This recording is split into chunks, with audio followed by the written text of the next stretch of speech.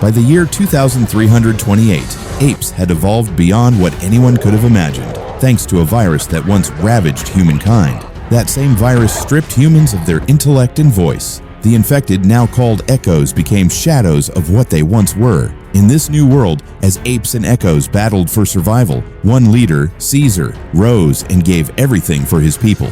Generations passed, and now, 3 young apes from the Eagle clan journey deep into the jungle. Their mission? To collect eagle eggs for the sacred bonding ritual. Once hatched, each eagle would be a partner for life. After scaling sharp cliffs, they find a nest, but to their dismay, only 3 eggs rest inside. Noah, the group's leader, reminds the others of their sacred code. 1 egg must always remain untouched. Anna disagrees, but Noah holds firm. He lets Anaya and Suna take the eggs. They're older after all. Suna reassures Noah that they'll help raise his eagle too. But then, Noah's eyes catch another eagle's nest perched atop a distant rocky peak. A spark of determination lights within him. He dashes toward the ledge, but finds a deep gap in his way. With no hesitation, he grabs a metal rod, leaps, and hooks onto the opposite side, landing near the hidden nest by climbing fragile tree limbs. Returning to camp, the trio finds their gear ransacked. Someone, or something, is nearby. Suna hurls a stone, striking the figure, which retreats into the dense woods. They follow it and find a tunnel, one they've been warned never to enter. Anaya spots Noah's blanket on the ground, stained with blood. She suspects it's from an echo. Noah denies it. Echoes never cross into their territory. Back at the village, Noah's mother, Dar, tells him to bring the egg to his father, Kororo, the revered birdmaster. At the shelter, Kororo gently sings to the eagle eggs while tending to them. Just then, his eagle, Sun Eagle, returns and suddenly bites Noah. Kororo laughs it off, saying the bird's been overworked helping gather fish for the ceremony. But something feels off. A strange scent reaches Kororo's nose. When Noah shows him the bloodied blanket, Kororo grows serious. He asks if Noah entered the forbidden area, but Noah denies it. Still uneasy, Kororo alerts the elders. They decide to send Oda to drive away any lurking echoes. That night, as Noah finishes his chores, he hears a noise near the fish storage. Investigating carefully, he discovers a human girl, desperate and scavenging. He tries to stop her, but she escapes into the darkness after a struggle. In the chaos, Noah's egg is shattered, broken beyond repair. Devastated, he confides in his friends. They suggest he wait for next year's ritual, but Noah can't face the shame. So, with resolve burning in his heart, he ventures alone into the shadows of the jungle in search of one last chance. Venturing deeper into the jungle, Noah spots distant flashes and hears the clash of combat. He quietly dismounts and moves ahead with caution. Soon he discovers a campfire surrounded by fallen apes, massive, freshly wounded, and wearing unfamiliar masks. Suddenly, a hand seizes his shoulder, startling him. It's Oda, gravely injured. He tries to warn Noah, but collapses before finishing his sentence. Moments later, the ground begins to rumble. A group of horse-riding warriors rushes in, heavily armed, masked apes. Their leader, Silva, inspects the scene and concludes one of their own was killed by an ape. He also catches the faint scent of a human on Noah's blanket. Enraged, he commands his troops to search the area for both the human and any surviving members of the ape clan. No!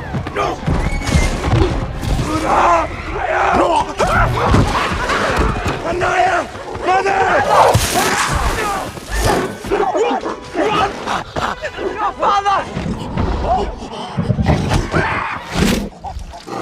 Find them!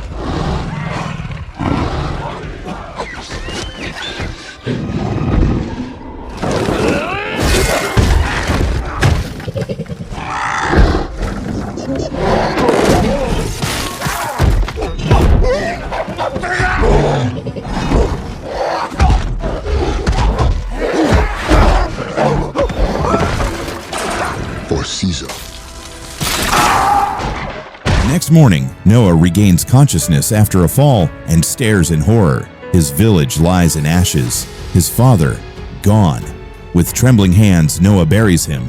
After a quiet moment of mourning, he makes a silent vow to hunt down those responsible and free the captured. Sun Eagle, wounded but alive, shrieks from above before soaring away. Noah prepares for the unknown, taking a horse and a cracked electric staff. He rides toward the Forbidden Valley. His journey leads through the ruins of a once great human city. There, on the ground, he finds his mother's scarf, proof he's on the right path. That night, wind howls around him. He senses he's not alone but chooses not to confront the shadow. The next morning, Sun Eagle appears again. Noah softly hums the tune his father used, hoping the bird will land, but it keeps its distance. Later, seeing smoke rise in the distance, Noah investigates. Just as he nears, the ground beneath him gives way. He falls into a vast hidden chamber lit by fire. A towering orangutan steps forward and seizes his weapon, accusing Noah of being one of the masked invaders. Noah quickly explains he's a victim, not their ally. The orangutan named Raka lowers his guard. Raka tells him his own clan was attacked too. Their leader now burns on the pyre. Raka survived only by hiding and guarding something sacred, ancient human books. This surprises Noah. He asks about Caesar, a name the Marauders had shouted. Raka explains Caesar was a great ape leader, a symbol of unity and wisdom. He taught that apes must never kill each other. His real followers still honor his path. Raka's group, the Order of Caesar, remains true to those teachings. Even the Echoes, scavengers now, once meant something to Caesar. Raka still holds them in respect. As they climb back to the surface, they encounter the same human girl Noah saw before. She panics and runs before Raka can speak. Noah explains she's been tracking him ever since the village raid. Curious and moved, Raka chooses to join Noah, hoping to meet her and learn more. Together, they continue onward, setting camp as night falls around them. Soon after, a frail and trembling girl cautiously approaches. Rika decides to call her Nova, the same name given to all humans ever since the time of Caesar. Showing kindness, Rika hands her some fruit. She hungrily grabs and eats them. Then, he lifts Noah's mother's scarf and gently wraps it around her shoulders to keep her warm. Curious about Caesar's compassion toward humans, Noah asks Rika the reason behind it. Rika responds with a tale. Caesar, the first elder of the apes, was raised by humans. He ruled with fairness, moral strength, and deep empathy, but he never had to live in the same camp as someone like this Nova. Later that evening, while exploring, Noah stumbles upon a massive telescope. He is fascinated by its mechanisms. As he peers through the lens, Nova quietly follows and looks through it too.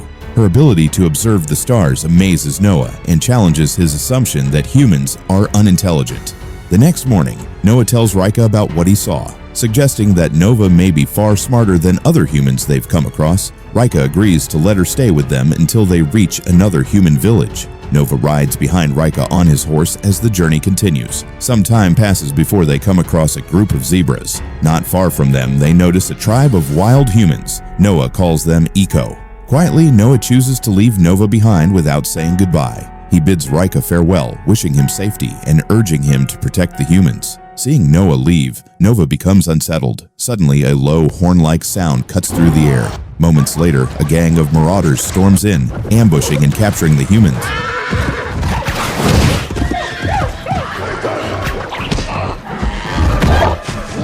This one. Nova finally reveals her real name, May. She says she knows where Noah's family was taken and wants to head there, as there's a nearby human camp. Feeling betrayed that she hid her ability to speak, Noah confronts her. May explains her mother told her to stay silent to remain safe. Softening, Noah offers her his mother's scarf once again. That night, May watches quietly as Noah works on repairing the broken electric staff he found earlier. The next day, they continue forward and reach a bridge over a fast-moving river. But midway across, they realize it's a trap. Marauders have blocked both ends. Noah and May are then captured and brought to the Marauders' coastal base, located beside an old military bunker. They're separated. May is led to a room filled with books and various artifacts. Inside is an elderly man named Trevathan.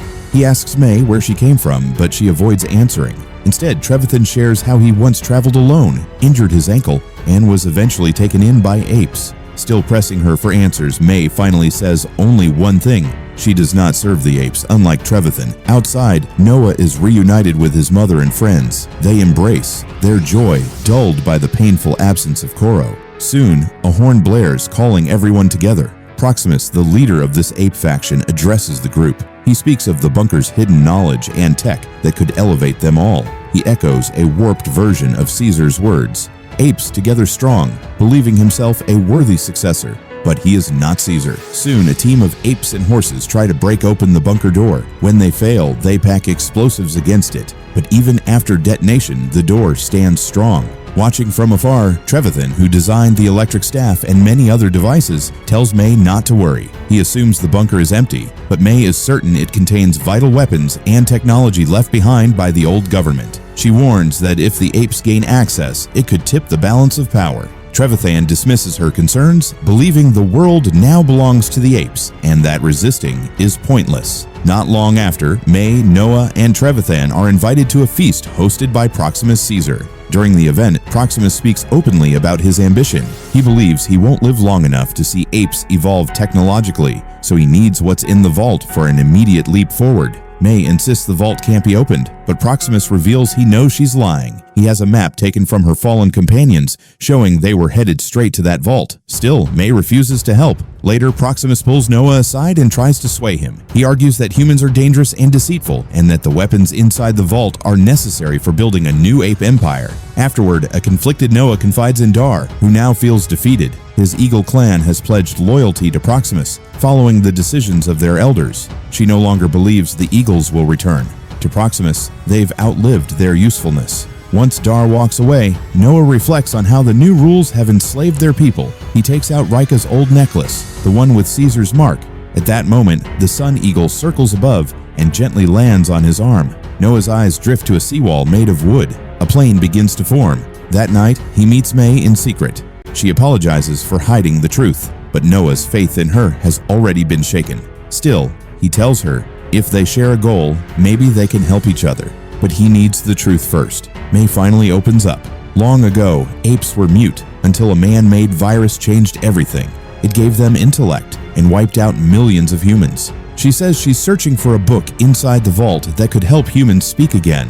Intrigued, Noah wonders whether water might affect what's locked inside. He gathers Suna and Anaya to join the mission. Anaya hesitates, but later chooses to go with them, unwilling to abandon her friends. Meanwhile, May prepares explosives from gunpowder and sends Suna and Anaya to plant them on the sea barrier. But Trevathan discovers them and confronts them, warning that even if the barrier is destroyed, it will just be rebuilt. May pleads with him to help, but he refuses, saying their actions could bring worse outcomes. As he turns to leave, May suddenly grabs him from behind and strangles him. They push his body into the sea, then walk the rocky shoreline. The tide is harsh, and the night makes it harder. Later, May climbs onto Noah's back as they scale a steep cliff. Halfway up, Noah slips, barely catching himself. May almost falls too, but narrowly saves herself. At the top, they find an opening, an exhaust vent that leads inside the vault. The bunker has multiple levels. They descend a staircase in silence. May finds a control panel and switches the power back on.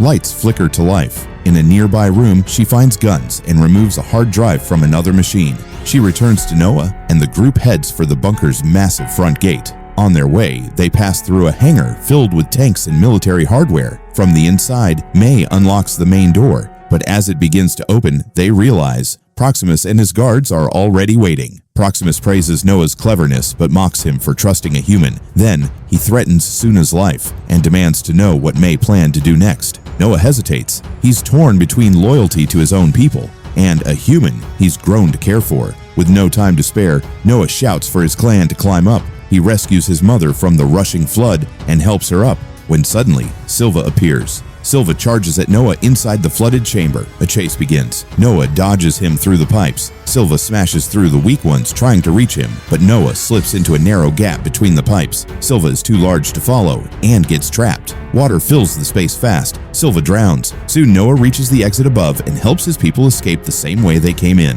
His entire clan survives. Sometime later, Noah has become the new elder of his tribe. One day, May comes to say her final goodbye. Noah shares his fear. He believes humans will keep taking until there's nothing left. May says humans are only reclaiming what was already theirs. Noah wonders what Rika would have said now. He asks if humans and apes could live side by side. May doesn't reply. Her hand still grips a gun behind her back, but Noah simply hands her Rika's necklace, the one marked with Caesar's seal.